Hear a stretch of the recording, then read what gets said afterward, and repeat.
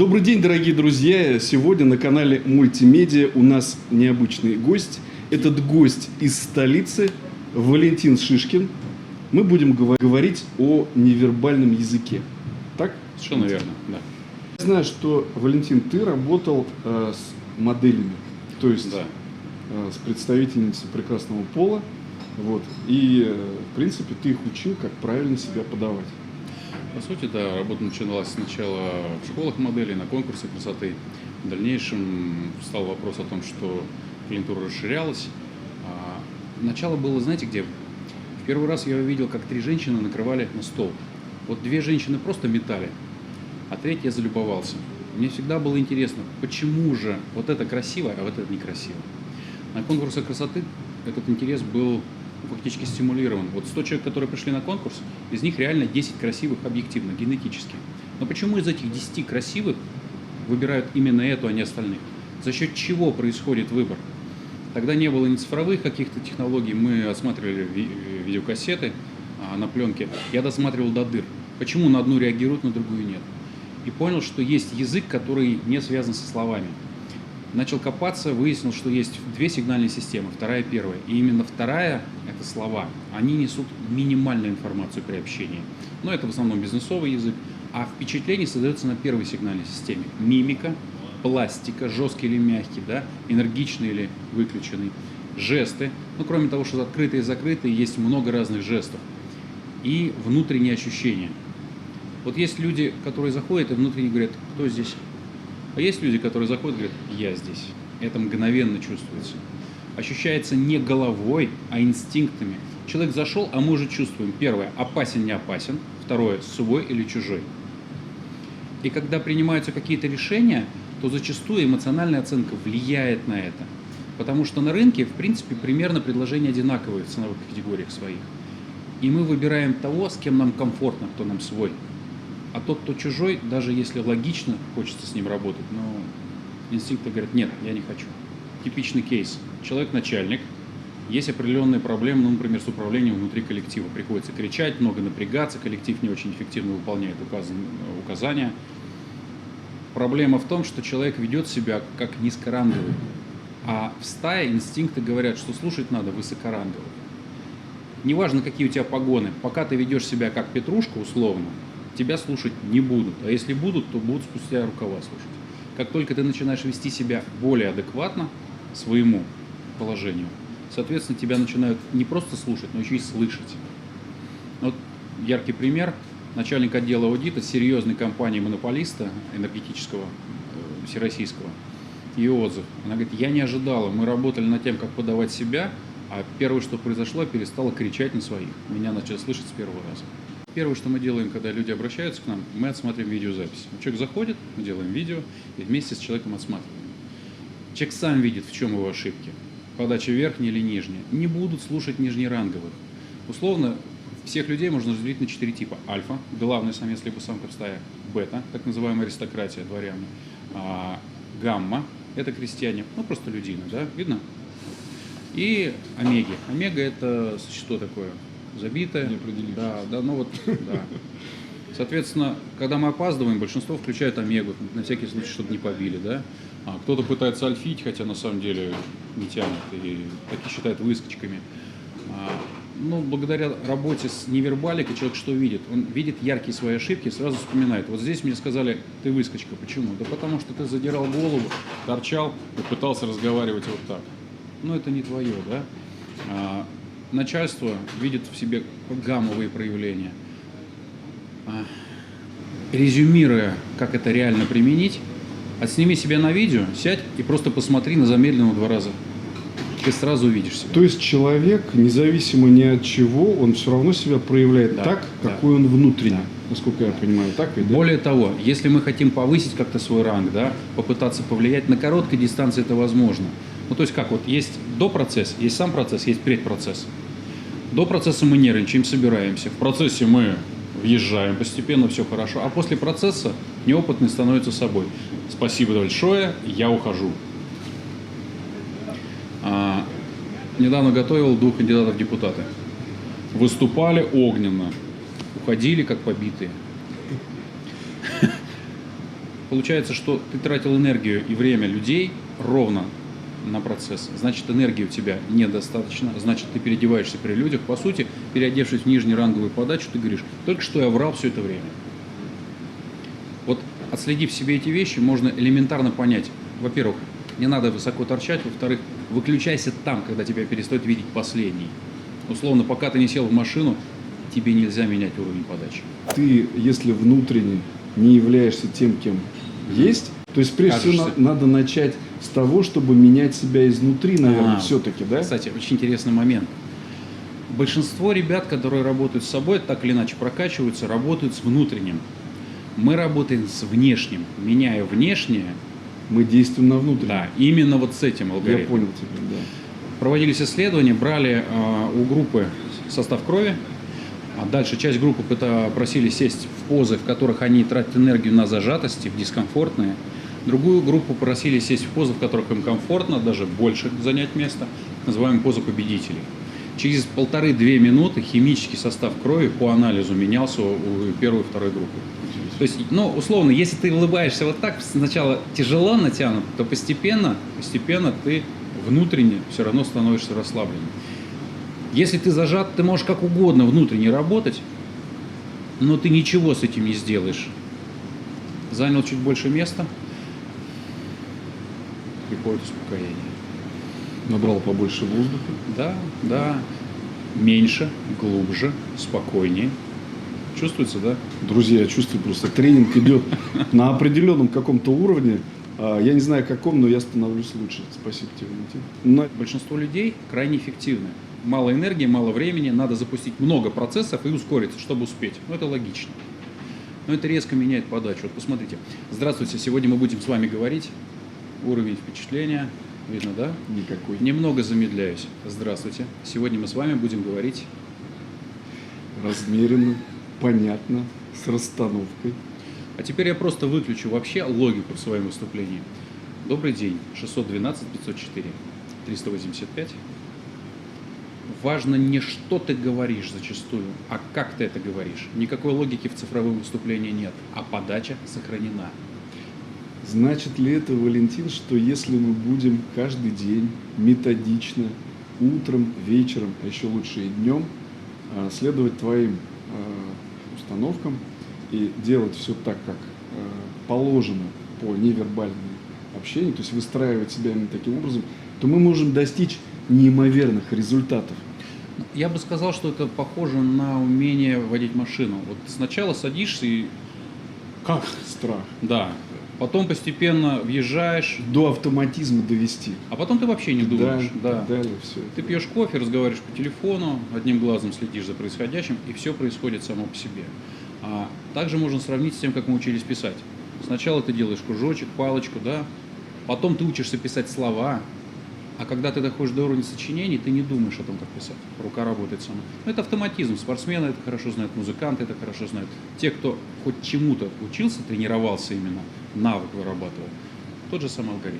Вопрос денег интересует, это просто самый первый вопрос, который задают. Как заработать много денег?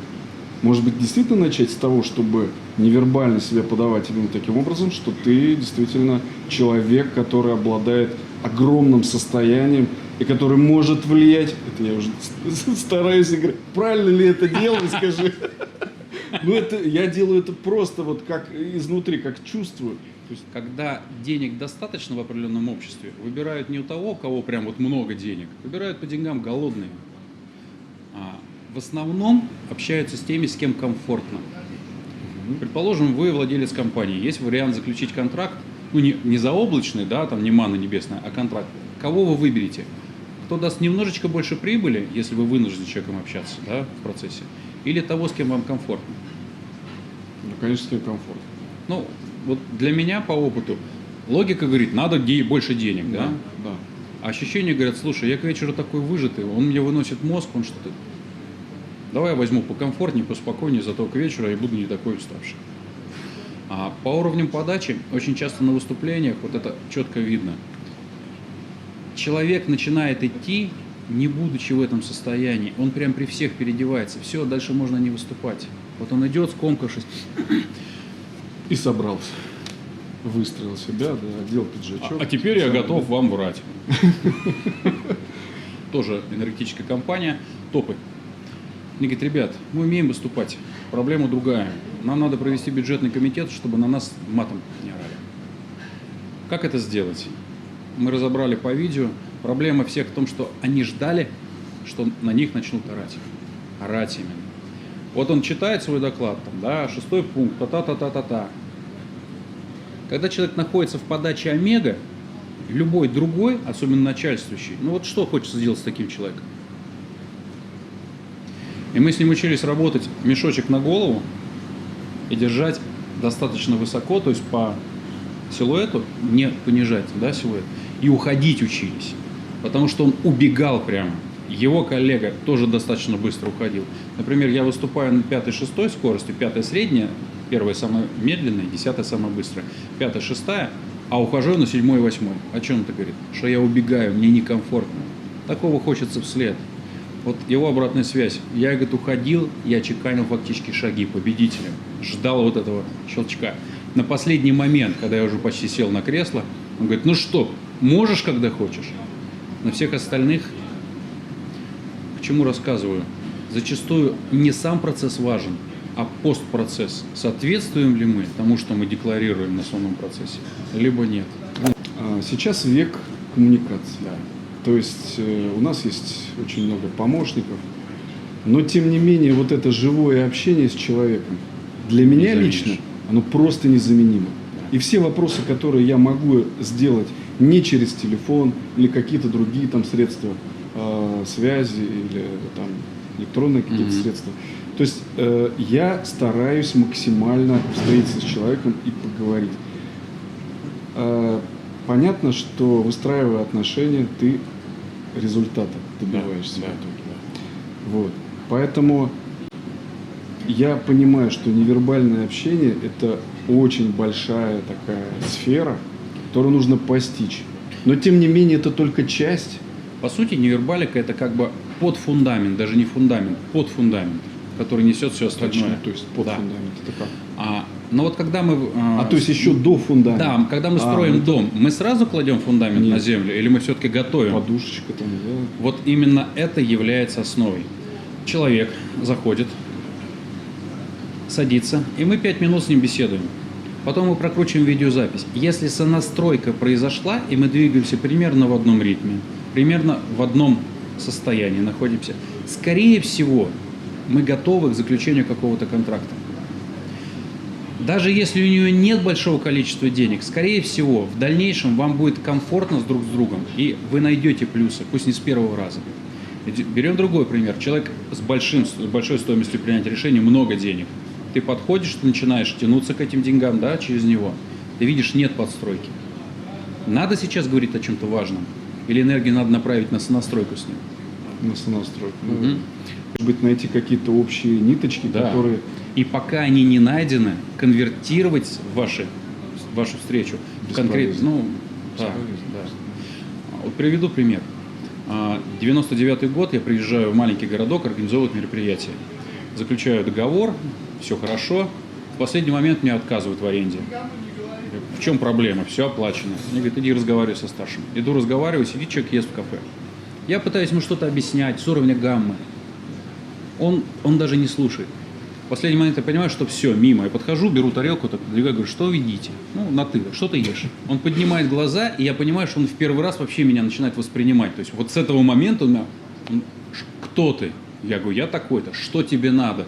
Я понял, что у меня там сзади охрана поднялась. Я понял, что меня вообще могли там разорвать на несколько валентинов. Много маленьких валентинчиков, да. Он говорит, что тебе надо? Я говорю, мне нужен ключ от зала на 1,5 часа. Дайте ему ключ, зайди потом. Пока я не вышел на его уровень альфа, пока я был в гамме, я для него в принципе не воспринимался как что-то значимое. Понимаете, в чем дело? Дело в том, что вот здесь надо подходить, насколько я понимаю, еще и креативно к этому вопросу.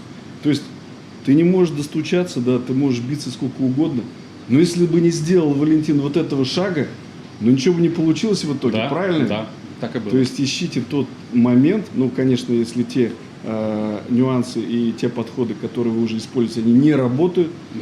то есть дергайте тарелку. Ну, это я образно говорю. Ну, выключите свет в конце концов. Что могу сказать? Ну вот по опыту общения с коммерсантами. Люди опытные именно, то есть когда бизнес несколько лет, когда большое количество переговоров проведено, считают, что у них все хорошо. Первый же видеоанализ показывает о том, что зачастую проявляется агрессия, неуважение к собеседнику. Человек напрягают без нужды. Ну вот пример. Нам надо меняться визитками. Типичный пример. Я беру визитку и атакую ее печень. Я вторгаюсь в интимное пространство человека, это 40 сантиметров от тела. Я наклоняю голову в агрессивном состоянии. Видно? Я перекрываюсь. Ты впихиваешь. Да, возьмите. Причем я-то делаю это с добрыми намерениями, поэтому еще улыбаюсь. Это еще больше зловеще смотрится. Этот злодей еще и улыбается. На первых занятиях мы обычно что определяем? Умеет ли человек чувствовать зону комфорта другого человека и насколько он комфортен в общении, ну вот в обмене какими-то вещами, да? Подал документ, как подал. Тоже один из клиентов. Была задача. Женщина, бухгалтер, начальник постоянно учит жить. Что делать? Я говорю, давай запишем, как ты к нему заходишь. Она заходит, я говорю, вот кто сейчас зашел? Он говорит, маленькая девочка. Что делает начальник с маленькой девочкой? Не воспринимает всерьез. Соответственно, да. Что надо было сделать? Перестать быть маленькой девочкой, стать профессионалом, которого воспринимают как профессионала. Обратная связь от человека. Она говорит, он хочет ругаться, и он удивляется, что не получается. То есть вот, не надо. Я говорю, спокойно захожу и спокойно выхожу. Невербалика это не про то, что врет он или нет. Невербалика это про то, что адекватен ты или нет. Есть у тебя статус, чтобы вообще слушать тебя? Или в принципе все, что ты будешь говорить, это как петрушка. Ну, напел там и спасибо, что мы завершили. Бизнес-среда и бизнес-общение – это вообще отдельная книга там, в нескольких томах, я бы даже в десятках сказал. Да, там. Да. Вот. Но есть еще и те отношения, которые нас связывают с любимыми людьми. Да, это отношения между мужчиной и женщиной, прежде всего. Это не мои слова, это слова тех, кто прожил долгие годы в браке. Главное в браке, в отношениях именно, взаимопонимание, взаимоуважение. Нет понимания, не за что уважать. Нет уважения, нет отношений нормальных. Почему я об этом заговорил? Взаимоуважение – это умение быть тем, кого уважают. Вот Кого в тебе видят. Кого в тебе видят, да. Типичный пример вот с женщинами. Вот он со мной не считается, что-то происходит. Я говорю, еще раз повтори. Вот, я говорю, кто ты в подаче? Подача гаммы. Гамма – это простолюдин, крестьянин, работяга. Что должен делать работяга? Работать. Положено его уважать? С какой стати? Работать это от слова «раб». Понимаете, да? Соответственно, она одевается, она приводит себя в порядок, вкладывает большое количество ресурсов в себя. И говорит, если ты ведешь себя как человек, не уважающий себя, ну не будут тебя уважать, неважно, в семье, просто в дружбе. Речь не идет о высокомерии, речь не идет о том, что тебе надо из себя кого-то корчить. Но ускорение, запуск нескольких процессов, выключение вот... А вот это вот изречение, которое часто мы слышим, это часто, наверное, женщина это произносит. Говорит, пусть меня любят такой, какая я есть. Я понял, это детская позиция. Либо так, либо никак. Я не буду ничего делать для того, чтобы добиться того, что я хочу. Окей. По-моему, Артемий Лебедев сказал, не уверен, но мне понравилось выражение. Как вылезти из... Никак, оставайтесь. Но сложно сказать, тут тоже момент такой есть. Переделать себя бывает гораздо труднее. Причем со временем, с годами, это еще более сложный процесс. Я добавлю. Не переделать. Добавлю. Когда вы начнете что-то менять в своей жизни, сначала будет очень неприятно и затратно. Потом начнет постепенно получаться. И совсем когда-нибудь этот процесс будет происходить безболезненно. Но у нас ведь вопрос, я понимаю, у нас вопрос такой, у нас все равно присутствует элемент торговли. Да. Тут во всех отношениях. Ну, в отношениях, да, есть рынок это невесты. тоже бизнес-отношения, Да, по сути конечно, дела. конечно. Семейные отношения тоже бизнес-отношения. Если со мной считаются и меня выслушивают, неважно, бред это, не бред, то есть я вижу, что реально со мной считаются. Я готов делать все, чтобы продолжать эти отношения. Если со мной не считаются, даже если есть семья, есть хорошие отношения, я буду искать это уважение где-то на стороне, если я в семье его недополучаю. Каждый из нас хочет стать миллионером, да. Каждый из нас хочет стать доминантой. Каждый из нас понимает, что его точка зрения, она только его точка зрения является самой главной. И вот в этом во всем найти точки соприкосновения и гибко подойти к вопросу для того, чтобы сосуществовать. Если в определенный момент я чувствую, что об меня вытирают ноги, есть первый вариант. И терпеть, есть второй вариант, сказать, ты знаешь, слишком много грязи в наших отношениях. Но это объективно так. Давай сядем и попробуем. Разложить все по Да. полочкам. Если ты не можешь, либо не хочешь, давай это сделаем позже. Мне важны наши отношения. Если нет, вокруг миллиона людей. Если ты уважаешь себя всегда, независимо ни от чего, даже ругаться можно по-разному. Можно сказать, да ты понимаешь, вот это гамма. Гамма может кричать сколько угодно, что ей хвост прищемили. Ей положено прищемлять. Уровню бета, если прищемили хвост, мне больно, перестань. Вот человек, уважающего себя, к нему не хочется проявлять агрессию. Мы отслеживали это. Люди занимались, уровень гамма привычный, хотят перевести в уровень бета. Кстати, из гаммы в альфу сложно перевести. Из бета в альфу, да, можно. Из гаммы в бету можно. Из омеги в гамму. Через проскочить, я не видел такого. Она говорит, я специально стою в очереди и начинаю тормозить. Очередь напрягается. Я переключаюсь в бету и начинаю также рыться. Я вижу, что они хотят мне высказать сейчас все, но никто не поднимает свою руку. Никто не. Я спокойно дорабатываю и спокойно ухожу. Еще один пример, но это тоже про первое впечатление. Метро. В метро все гаммы, темно-серые, закрытые. Зашел, взялся. Она говорит, я захожу чуть медленнее, я двигаюсь не плоско, эффективно, а объемно. Я сначала подхожу, а потом беру поручень. Мне начинает место уступать. Высокоранговые – это на инстинктивном уровне люди, которым надо подчиняться. Мы не понимаем этого, работает первая сигнальная система. Но вот зашел достойный, и ты при нем не будешь кричать, ты не будешь как-то вести себя. Я видел такие примеры, вот сидят компания молодых, поддали, подходите им говорить, не орите. Бесполезно. Заходит человек, подходит, даже не к ним, мимо, и они притихают. Яркий эпизод, просто человек садится в машину. Что обычно происходит с машиной? Открыл, вот эти все дела. Он садится так, остается буквально меньше полусантиметра между головой и рамой. Но он остается, он не понижает, видно? Угу. Вот шея – это 80% нашей подачи, она всегда видна. Как только я делаю вот так, здесь энергии. Все понятно. Больше. Да. Он сел в машину, лицо, я не скажу, что покерфейс, никаких лишних эмоций. Машина – это просто необходимость. Валентин, в каждом из нас есть мужское и женское начало, да? Да, естественно, я как-то разговаривал, был на тренинге одного из бизнес-тренеров уважаемых, и он сказал, первая жена, я с ней просто не мог бы жить далее, потому что это мужчина. Больше 400 лет назад Шекспир написал замечательную вещь про принца Гамлета. Там есть монолог Полония Лаэрту. Это напутствие отца сыну, который выходит в большую жизнь. Заветным мыслям не давай глазки, несообразным ходу не давай. Проверенных и верных из друзей приковывай стальными обручами. Но до мозолей рук не натирай пожатиями со встречными. Чурайся драк, отсцепишься, дерись, да так, что помнили другие. Рядись, во что позволит кошелек. Бери богато, но без вычур. По платью познается человек. Не занимай и не сужай. Сужая, лишаемся мы денег и друзей. А займы притупляют бережливость. Всего превыше. Верен будь себе.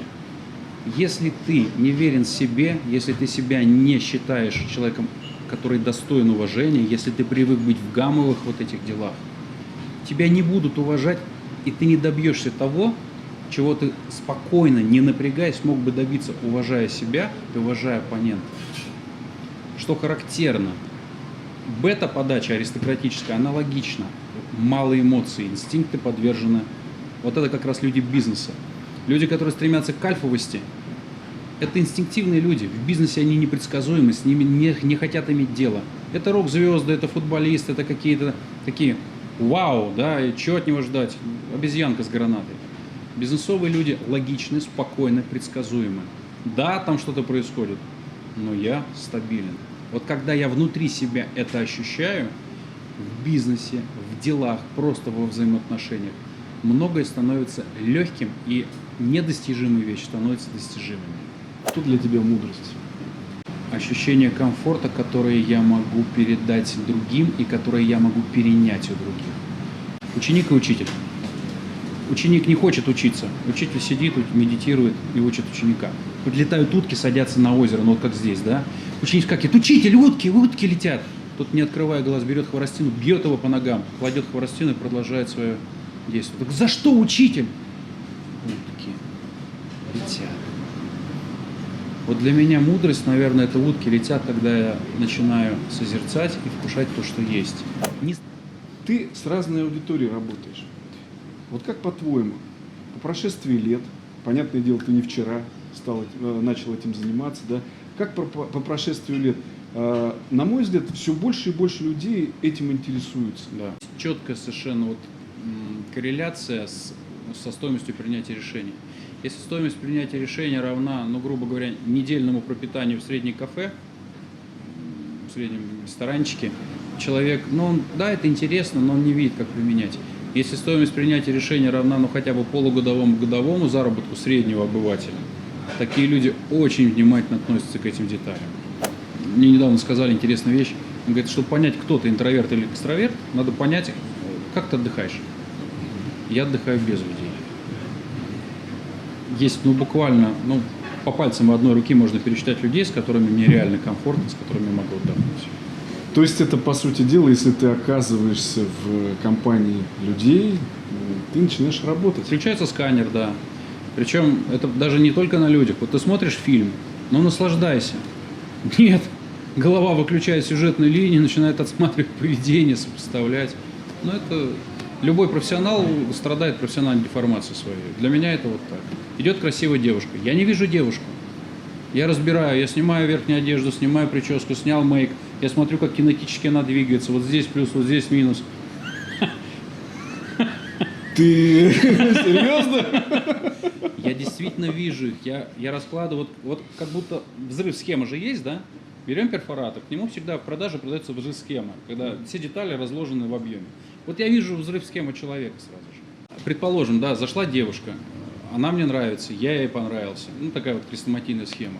И тут я, бам, взрыв схемы вижу этой девушки. Все неинтересно. В общем, меньше знаешь, крепче спишь. Точно. Гениальный есть момент, мультфильм «Ледниковый период», по-моему, второй. Ледник надвигается, звери идут, и двое прыгают с елки, падают.